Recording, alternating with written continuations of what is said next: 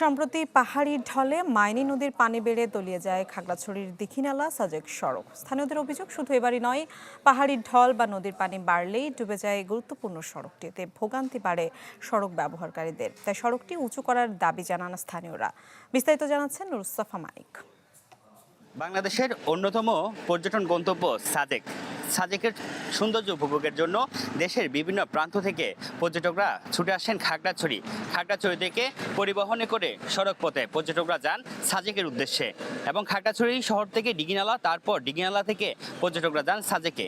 সেই ডিঘিনালা থেকে সাজেক যে সড়ক, সেই সড়কের বিভিন্ন জায়গায় অতিবৃষ্টি কিংবা একটু বৃষ্টি হলেই কিন্তু অনেক জায়গায় পানি জমে যায়। এর কারণে জনদুর্ভোগ তৈরি হয়। আমরা দেখেছি জুলাই এবং আগস্ট মাসেও কিন্তু একটু বৃষ্টি কিংবা ভারী বর্ষণ হওয়ার পরপর প্রায় কখনো 2 দিন, কখনো 1 দিন কিংবা কয়েক ঘন্টাও কিন্তু সড়ক যোগাযোগ বন্ধ ছিল সাজেকের সাথে।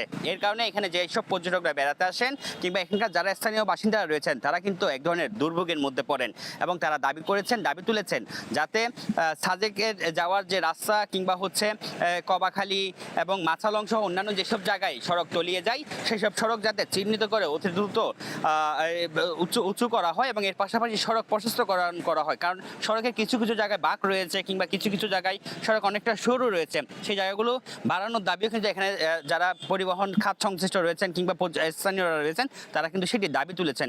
এবং তারা বলছেন, যদি পর্যটন নির্ভর যে অর্থনীতি, সেই পর্যটন নির্ভর অর্থনীতিকে কোনো প্রাকৃতিক দুর্যোগের কারণে যাতে থমকে না যায়, সে কারণে এখনই সময়ের দাবি যাতে সড়ক উঁচু করা হয় এবং যাতে সড়ক প্রশস্তকরণ করা হয়। এটি কিন্তু এখন সময়ের দাবি বলছেন এখানকার জনপ্রতিনিধি কিংবা স্থানীয় এবং ব্যবসায়ী, এখানকার যারা ব্যবসায়ী রয়েছেন পর্যটন সংশ্লিষ্ট তারা।